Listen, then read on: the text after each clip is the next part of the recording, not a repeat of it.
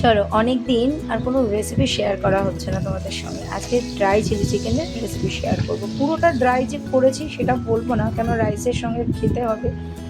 তবে ড্রাই ভাবটা রাখার চেষ্টা করেছি। ড্রাই অর্থে একদম উইদাউট গ্রেভি যেটা, সেটা করলে তো রাইসের সঙ্গে খাওয়া যাবে না।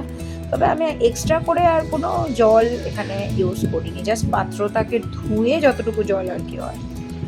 তো যথারীতি হ্যাঁ, সবাই কিন্তু কম বেশি চিলি চিকেনের রেসিপিটা তোমরা জানো। এই রেসিপিটা আমি যেভাবে মানে যেটা দেখছো আর কি, ভিডিওটা শেষ অবধি ডেফিনেটলি দেখতে হবে তোমাকে। আর সেই সঙ্গে বলে রাখি, যারা চ্যানেলটা এখনও সাবস্ক্রাইব করোনি অবশ্যই সাবস্ক্রাইব করে দিও, ঠিক আছে?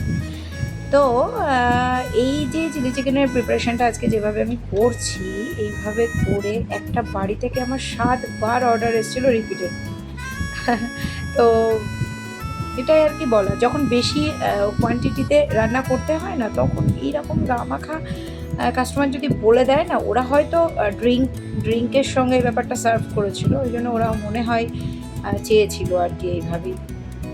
তো কেননা বেসিকলি একদম এরকমভাবে করতে গেলে, এই যে গ্রেভিটা দেখছো না, এটা আমি একদম চাপিয়ে দেবো, ঠিক আছে?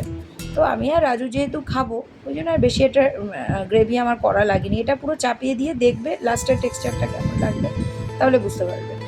আর ড্রাই বলতে গেলে, সেই অর্থে ড্রাই করতে গেলে আর একটু চাপালে বেশি ভালো লাগে, তখন কোনো ড্রিঙ্কের সঙ্গে খেলে বেশি ভালো লাগবে। কিন্তু সেটা তুমি যদি রুটি বা রাইসের সঙ্গে খাও, অন্তত এইটুখানি তোমার লাগবেই, নাহলে আর তুমি কী করে খাবে ভাতটা। এখন এদিকে ভাতটা তো বসিয়ে দিয়েছি, এদিকে অলমোস্ট এটা হয়ে গেছে। এখন যেটা করেছি সেটা হচ্ছে, প্রথমে তো চিকেনটাকে ম্যারিনেট করে রাখতেই হয় আধ ঘন্টা আগে। তোমার কর্নফ্লাওয়ার দিয়েছি, ডিম দিয়েছি, ভিনিগার তো ডেফিনেটলি দিতে হবে, নুন, হলুদ, লঙ্কার গুঁড়ো।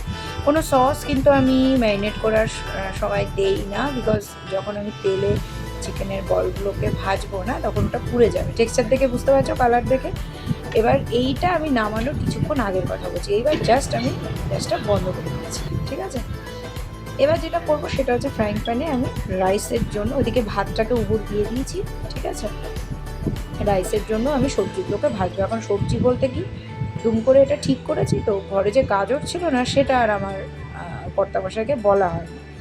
রাজুকে বলিনি, যেহেতু আর বাড়ি এসে যদি দেখে যে গাজর খুলিনি, ওই জন্য আমি আর কিছু ব্যাপারটা চেপে গেলাম।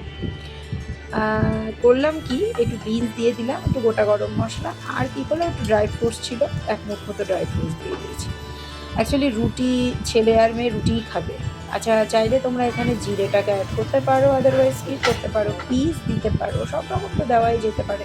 তো যেহেতু আমি গাজরটা দিইনি বলে এক মুঠের ওপরে ড্রাই ফ্রুটস দিয়ে দিয়েছিলাম। আর যেটা করেছিলাম সেটা হচ্ছে, খুব মশলা টশলাগুলো খুব সুন্দর করে দিয়ে দিয়েছি। আর ওদিকে চিলি চিকেনটার মধ্যে কিন্তু ওই যে বলগুলোকে ভাজার পরে 3 রকম sauce, soya sauce, chilli sauce আর টমেটো সস অবশ্যই অ্যাড করতেই হবে, পেঁয়াজ আর ক্যাপসিকাম। এখানে আমি রেড বেল পেপার আর ইয়েলো বেল পেপার দুটো ইউজ করেছিলাম, অল্প করে ছিল ঘরে, ওই জন্য আমি দিয়ে দিয়েছি। তো এই হচ্ছে আজকের গল্প। কেমন লাগলো ভিডিওটা অবশ্যই জানি। টাটা।